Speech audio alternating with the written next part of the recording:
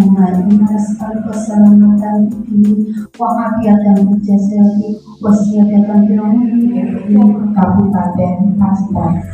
Untuk itu, ya, Sekretariat DKRI. Untuk itu kami mohon doa restu panjenengan semuanya, karena kita dari IGTKI telah sepakat mewakilkan untuk yang harus dapat melakukan komunikasi dengan benar, tenang, hati-hati, dan sopan. Jadi kalau pengurus berarti kepada sesama pengurus maupun anggota, kalau kepala sekolah terhadap mungkin nanti jadi itu nanti dibangun dengan lagu melalui gambar. Yang penting bagaimana anak-anak itu bisa menjaga anggota tubuh Anda dan pelajaran. Nah, ini tidak hadir karena memang persiapan. Bisa jadi. Apalagi yang seusia TK ada, demikian kita pun juga ikut prihatin. Ini kata ibu. Dan terus kalau dulu kembali ada marak, kalau anak disayang oleh siapapun nggak boleh, itu kadang-kadang untuk mengantisipasi. Tapi ini ada ya barangkali ada kesempatan lain, nanti kita juga akan kami sampaikan ada banyak hal yang kurang puas penjelasan, mengingat juga keterbatasan diri kami, baik sengaja ataupun tidak sengaja. Saya mohon maaf yang setulus-tulusnya. Selamat menjalankan melanjutkan program ini dengan penuh kelancaran, dan saya juga mohon doa restu ketika nanti kita sudah untuk rapat pendidikan. Mohon untuk segera ibu-ibu unduh sampun ya, sampun sudah ya. Silakan panjenengan unduh, kemudian panjenengan pelajari, karena dasar dari semua perencanaan yang ada di sekolah panjenengan itu dasarnya dari rapat pendidikan. Di sana nanti akan terlihat apa yang sudah baik, apa yang belum baik dari sekolah panjenengan itu. Nah, untuk semua perencanaan seperti AKAS, RKT, seperti itu dasarnya nanti dari rapat pendidikan. Jadi jangan sampai di rapat pendidikan ini programnya harus diprioritaskan, panjenengan di AKAS-nya tidak ada, gitu ya. Harapan kami juga untuk rapat pendidikan, silakan panjenengan urut, dan jika memungkinkan, kalau lebih baik jika dikumpulkan ke UPT. Jadi saya dan Pak Asmuri agar melihat program-program prioritas apa yang panjenengan laksanakan di sekolah, gitu. Kalau misalnya memungkinkan diunduh dan diberi, monggo silakan. Tapi jika panjenengan merasa kok lebih baik saya kirim lewat file saja, ya tidak apa-apa, gitu ya. Nanti dikirimkan saja ke saya atau ke Pak Asmuri atau berhubungi atau kami di DKI bisa dikirimkan ke saya ya. Kalau misalnya berupa file atau misalnya di print, penjelasan print langsung dikirimkan ke sini juga bisa. Keselamatan anak-anak, gitu ya. Jadi yang mungkin ibu-ibu perlu pahami, jika mungkin melakukan piknik atau perpisahan pelepasan di tempat-tempat seperti misalnya kolam renang atau ke pantai, itu perlu ibu-ibu pahami bahwa kadang anak-anak itu tidak memahami. Secara psikologis memang belum, tumbuh kembangnya mungkin belum bisa memahami bahwa ketika dia masuk ke dalam air itu dia akan terbilang.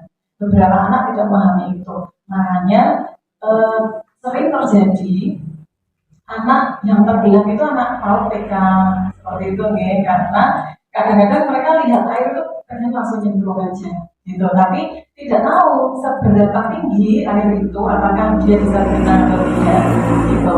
Pernah saya coba tanya ke anak-anak itu, saya tanya apakah kalian bisa berenang apa enggak, itu ya jawabnya bisa gitu. Kalau saya tanya, kalau misalnya airnya dalam terus tingginya segitu, kira-kira kamu gimana? Gitu bingung mereka. Gimana ya? Kadang-kadang kan cuma melihat dari TV ya. Kalau dari air itu orang itu bisa berenang. Mereka tahunya seperti itu. Kadang-kadang tidak paham bahwa berenang itu perlu latihan. Gitu. Nah, monggo Bapak dan Ibu, silahkan jika memang mau mengadakan acara, karena ini biasanya kalau akhir-akhir tahun ada perpisahan sama anak-anak ya yang udah mau ke SD, silahkan keselamatannya dijaga. Kemudian untuk transportasinya juga jangan cek ya, karena terkait dengan apa yang sudah terjadi baru saja, ya, kita perlu berhati-hati ya untuk hal-hal yang seperti itu. Kalau masalah biro perjalanan itu sebenarnya Pak Asmuri itu beliaunya punya Pak Asmuri itu, nah bisa koordinasi sama Pak Asmuri. Misalnya jenengan membutuhkan biro perjalanan sendiri, dia monggo. Yang penting penjenengan paham bahwa alat transportasinya itu masih bagus, dan jika memang jalannya naik turun itu perlu dicek ya, dicek lebih jauh. Kalau jalannya itu memang benar-benar naik turun kemana perbedaannya? Cuci tangan pakai sabun wajib ya. Monggo silakan di sekolahnya jika memang belum ada, silakan diadakan untuk tempat ini air putih yang cukup dan aman. Kemudian banyak makan buah dan sayur. Kemudian membiasakan membaca label pada kemasan pangan. Nah ini kalau di SD sudah bisa, tapi kalau di TK ini sepertinya belum bisa nih anak-anak gitu. Dan orang tua nih. Nah nanti kalau misalnya ada makanan yang memang ada kemasannya, silahkan menjelaskan sosialisasikan harus membaca labelnya. Ya sudah kada luar soal dereng, namun ditarik nanti sama kada luar soal. Kemudian di situ ada biasanya kalori, lemak dan lain-lain, silakan baca. Syukuri dan nikmati aneka ragam makanan. Biasakan anak-anak makan banyak makanan, jangan cuma satu saja. Yang membuat kita sakit itu biasanya cuma kita hanya makan satu jenis makanan. Gitu. Harus harus banyak makanan, guys, berganti-ganti yang makanan. Gitu. Sepertinya ini program, kalau menurut saya program yang bagus dan baik ya. Setiap hari ya. Kalau di SD itu kan 1 minggu cuma 1 kali atau 2 kali mengingat waktu. Setiap hari ada Setiap hari. Alhamdulillah.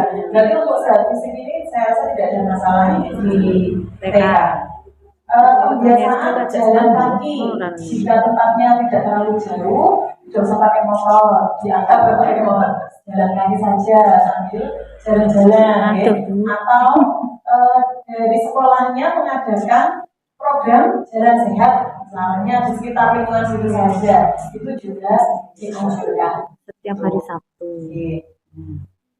Yang ketiga, sehat imunisasi. Nah ini kalau di SD ada begitu ya imunisasi. Cuma kalau di TK menapa wonten imunisasi? Ada. Nah ini kalau imunisasi ini monggo kita perlu koordinasi dengan pihak puskesmas, dan jangan sampai ada anak yang kelendran gitu, tidak terimunisasi gitu, jangan sampai ya. Oh, tidak ada. Oke. Itu yang imunisasi, Nah, kemudian tambahannya Ibu-ibu, ini yang penting dan belum dipegang oleh dunia pendidikan, terpegang tapi belum terlalu terpegang, itu sehat jiwa, ya, sehat jiwa. Nah, ini tadi saya setuju sekali dengan yang dibilang sama Bu Dewi. Anak-anak itu jangan dikira tidak punya hati, ya. Anak-anak itu tingkat traumanya tinggi, dia tinggi. Karena kalau kita sudah dewasa, kita dibilang kayak gitu itu enggak begitu trauma. Karena kita sudah bisa cuek, sudah banyak ilmu yang kita pahami, sudah banyak pengalaman hidup. Kita bisa paham mana yang perlu kita masukkan dalam hati, mana yang tidak perlu. Kita sudah paham kalau kita sudah dewasa. Tapi kalau anak-anak tidak, semua hal itu dia masukkan. Kalau anak-anak itu, anak-anak belum tahu mana yang penting untuknya, mana yang tidak penting, itu tidak tahu. Makanya kalau Bu Dewi bilang tadi dibilang jelek, dia itu kok ngerasa, benar itu. Ya benar, anak-anak itu bahkan dia tidak mengetahui bahwa itu sebenarnya tidak penting. Ketika tidak dibilang jelek, kalau bilang jelek itu nggak usah didengerin, itu tidak bisa kalau anak-anak. Nah, ibu-ibu kalau di SD itu ada tim TPPK, tindak pencegahan dan penanganan kekerasan. Kalau di TK mana uang? Ada juga nih. Nah, silahkan penjenengan gerakan TPPK-nya. Itu penjenengan bisa membuat program dengan cara observasi awal. Nah, observasinya silahkan tanya ke anak-anaknya langsung. Seperti tadi Bu Dewi bilang, ketimanya ternyata banyak anak-anak yang mengeluh. Jadi kayak kita coaching aja sama anak-anak gitu. Besok di rumah, kamu sama ibu gimana? Ada temanmu kalau ini di sekolah temanmu ada yang suka ngalin kamu nggak? Pernah dipukul nggak? Pernah dibilangin kamu gendut, jelek, bentang, keriting? Nah, itu tanya saja ke anak-anak. Kalau misalnya tidak memungkinkan bertanya dalam jumlah yang banyak, silakan satu-satu anaknya satu-satu. Itu observasi awalnya di situ. Dari situ penjenengan nanti tahu bahwa di sekolah penjenengan itu ada tingkat bullying tinggi atau rendah. Gitu. Dan mohon untuk tidak di skip ketika anak-anak itu sudah bicara, terus paling bocah ngapusi. Nah, kadang-kadang guru itu gitu ya. Ini bocah kita akan ngomong ini paling habis. Tolong diselidiki dulu, benar atau tidaknya. Tuh. Nah, ketika observasi awal penjelasan sudah dapat, penjelasan bisa melakukan pelaksanaannya. Kalau sudah ketemu, intinya ini di sekolah itu ternyata ada tingkat bullying yang tinggi. Jadi bocah-bocah semangatnya berecek-ecekan. Kadang-kadang Bu kalau di SD itu manggil nama anaknya pakai nama orang tuanya. Nah, itu saya sering temui itu kalau di SD itu juga bullying. Kalau anak-anak bercanda, mereka itu bahagia, itu namanya bercanda. Tapi kalau kadang bullying itu bercanda nih. Tapi kalau bercanda, tapi ada satu anak yang merasa sakit hati, itu sudah tinggi. Nah, dari bawah itu sudah ditekankan, mulai pendidikan dini itu sudah perlu ditekankan. Kesehatan jiwa itu mulainya dari situ. Dan bullying itu tidak hanya anak-anak saja, teman-temannya saja yang melakukan. Ini bisa jadi orang tuanya seperti tadi yang dikatakan Bu Dewi. Bisa jadi malah orang tuanya, kakaknya, simbahnya, ya. Nah, silakan satu-satunya cara cuma sosialisasi. Kita tidak menunjuk ya, hanya kadang wawasan dan pendidikan Bapak Ibu. Anak-anak kita di rumah itu belum mendapatkan. Jadi mereka ya. Kita tidak mau ya anak-anak kayaknya sehat jiwanya, sehat ragamnya, tapi jiwanya dia ternyata sakit. Ya. Karena sebenarnya begini ada, kalau misalnya di Bapak dan Ibu menemukan, silakan koordinasi atau konsultasi dengan saya sebagai pengawas siap. Okay. Kebetulan saya S1 saya psikologi. Saya sering menemukan di sekolah-sekolah itu anak-anak kebutuhan khusus, anak-anak dengan perilaku yang kurang. Saya bawa ke psikolog. Langsung saya bawa ke psikolog. Psikolog itu sudah paham. Ini mesti di rumah dimana ini. Ini mesti di rumah ini perilaku orang tuanya seperti ini. Itu sudah paham psikolognya itu.